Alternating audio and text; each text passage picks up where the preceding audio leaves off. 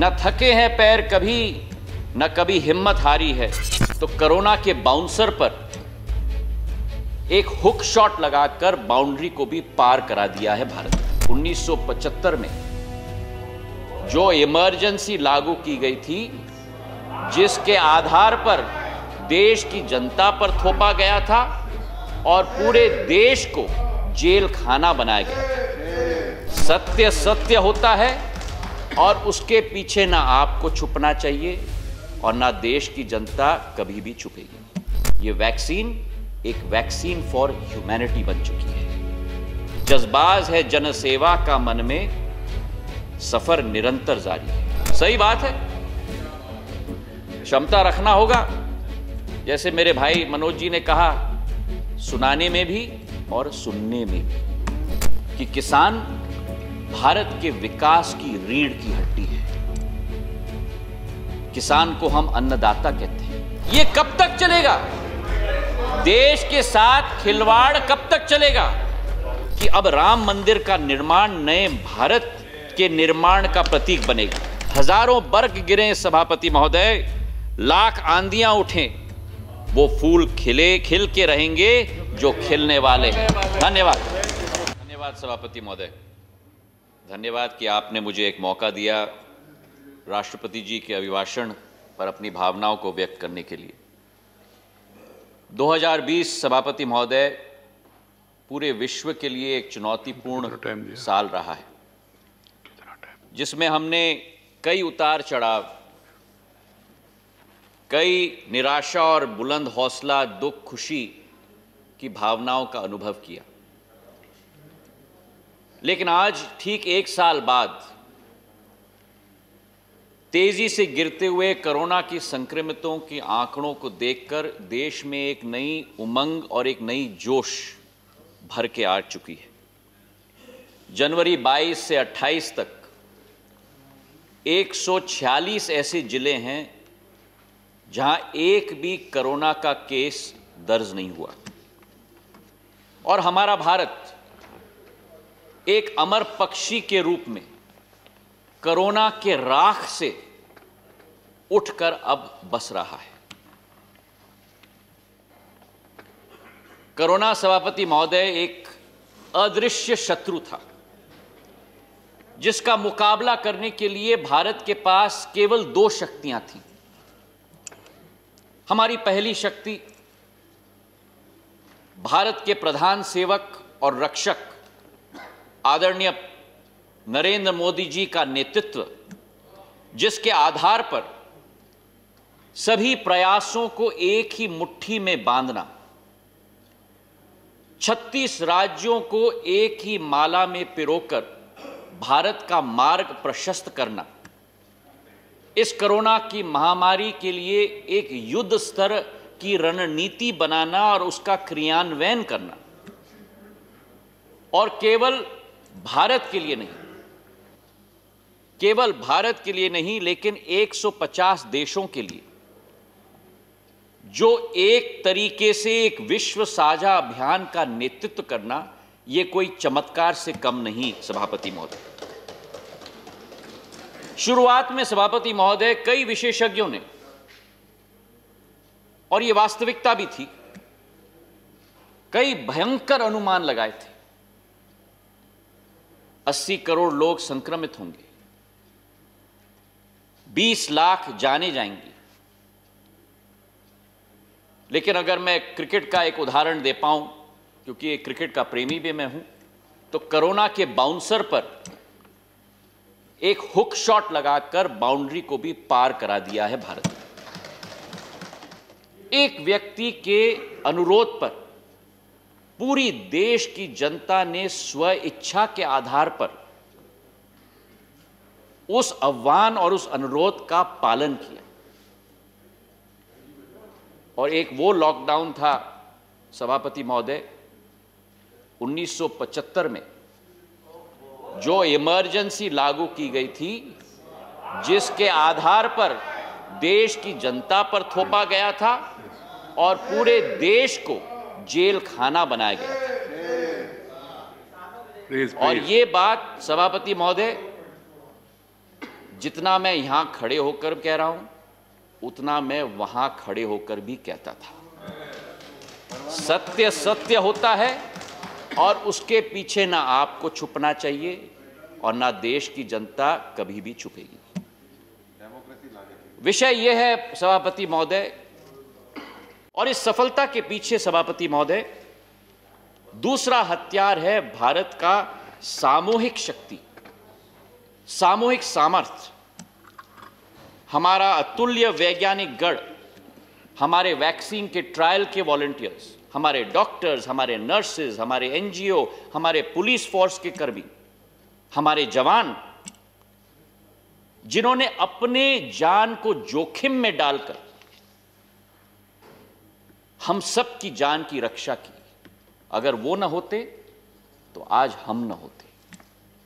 और आज इस सदन में सभापति महोदय कुछ पंक्तियां उनके लिए मैं अर्पित करना चाहता हूं कि न थके हैं पैर कभी, न थके हैं पैर कभी, न कभी हिम्मत हारी है, न थके हैं पैर कभी, न कभी हिम्मत हारी है, जज्बाज है जनसेवा का मन में, सफर निरंतर जारी है।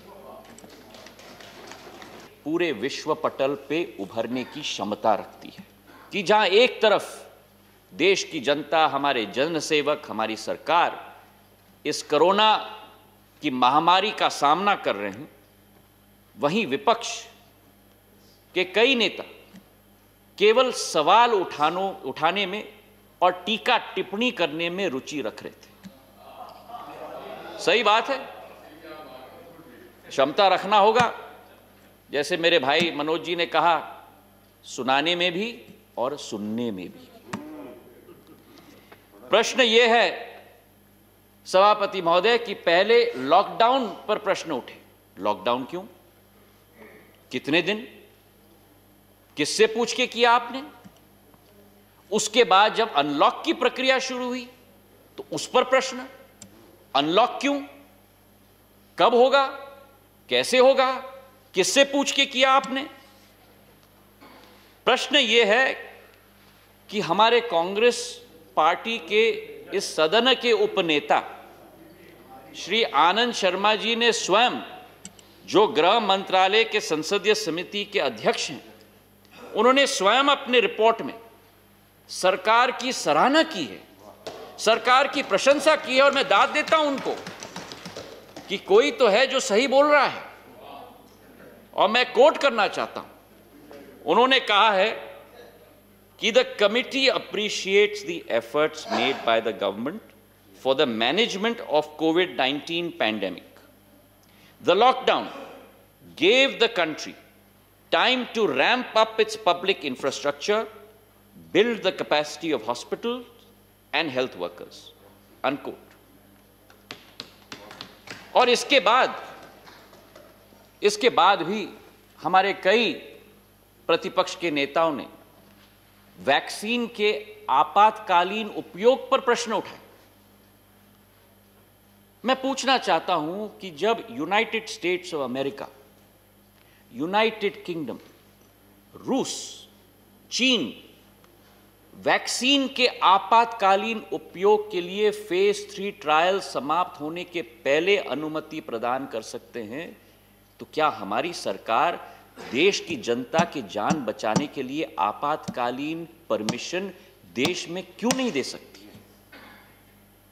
प्रश्न यह है कि एक नेता ने इतना भी कहा, और मैं कोट करना चाहता हूं, कि भाजपा की राजनीतिक वैक्सीन हम नहीं लेंगे।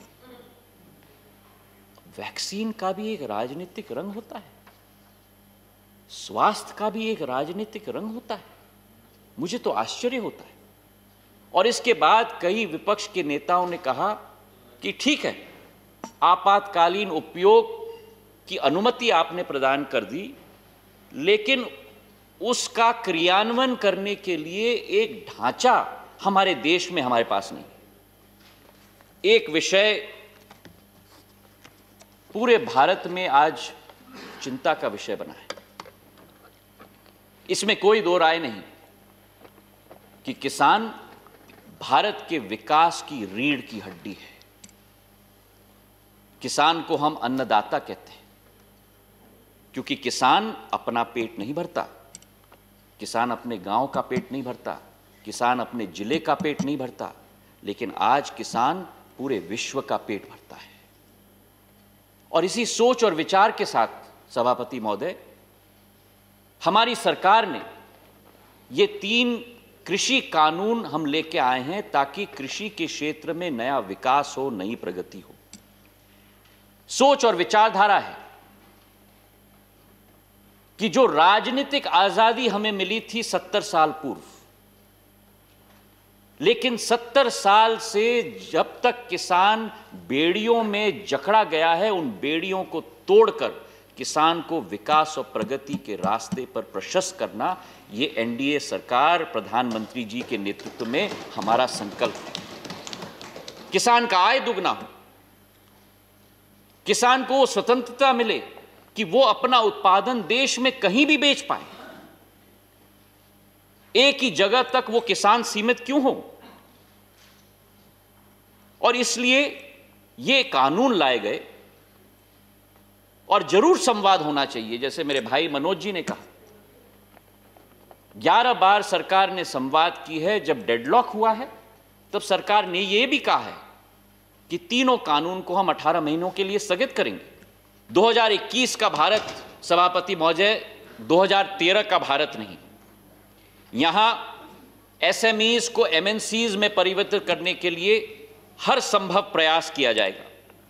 20,000 करोड़ का सरल ऋण उन एसएमईज को हमने दिलवाई है।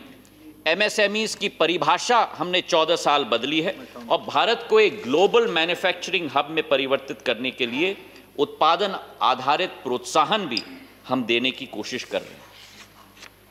ये वर्ष सभापति महोदय केवल संकट का नहीं, लेकिन सबसे ऐतिहासिक निर्णय और उपलब्धियों के लिए भी जाना जाता है, जिसमें शेष था इंडिया को भारत से जोड़ना, हमारी पुरानी संस्कृति को पुनः जागृत करना और श्री राम जन्मभूमि के भव्य राम मंदिर के भूमि पूजन सिर्फ देश के लिए नहीं लेकिन विश्व के लिए बड़ी उपलब्धि है।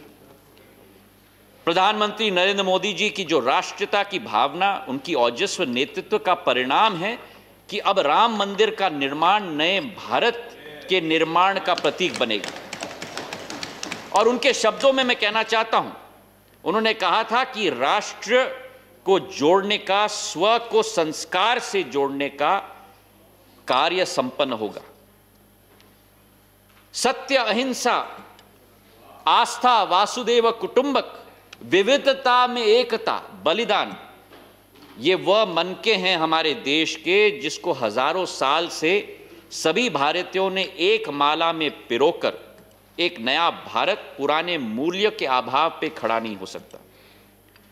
हमारा राम मंदिर आधुनिक भारत की मजबूत नींव का प्रतीक होगा, जिसकी विविधता में एकता भी होगी और समता भी।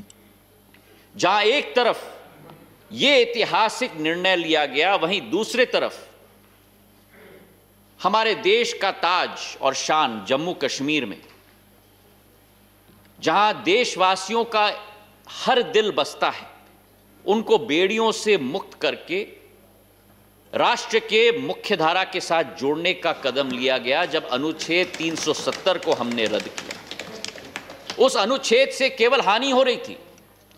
अलगाववाद, आतंकवाद, व्यवस्थाओं में भ्रष्टाचार, और जब यह रद्द किया गया, जो सपना बाबा साहब अंबेडकर ने देखा था, एक विधान, एक प्रधान और एक निशान का स्वप्न जो डॉक्टर श्यामा प्रसाद मुखर्जी ने देखा था, कश्मीरियत, इंसानियत और जमहूरियत का सपना जो अटल बिहारी वाजपेयी जी ने देखा था, उसे मोदी सरकार ने पूरा करके दिखाया।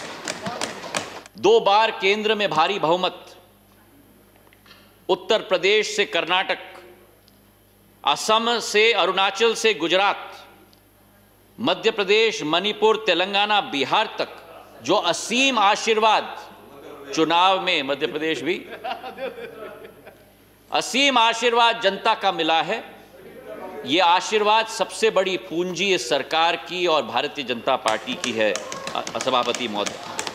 और ये तभी संभव हो पाया है जब एक प्रभावी छवि, असरदार नीति और विजन भारत के लिए का क्रियान्वयन हमारी सरकार ने की है। अंत में मैं इतना ही कहना चाहता हूं कि 21वीं शताब्दी भारत की होगी। भारत एक नया सामर्थ्य के साथ इस कोरोना काल से उभर रहा है। हजारों बर्ग